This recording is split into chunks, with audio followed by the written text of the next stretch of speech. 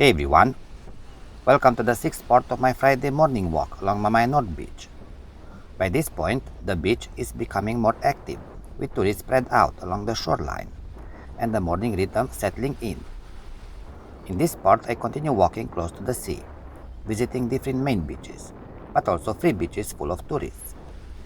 So if you feel like taking a few minutes to relax and enjoy the seaside, just walk along with me and take in the views and the natural sounds of this beach. Thanks for being here. Cheers!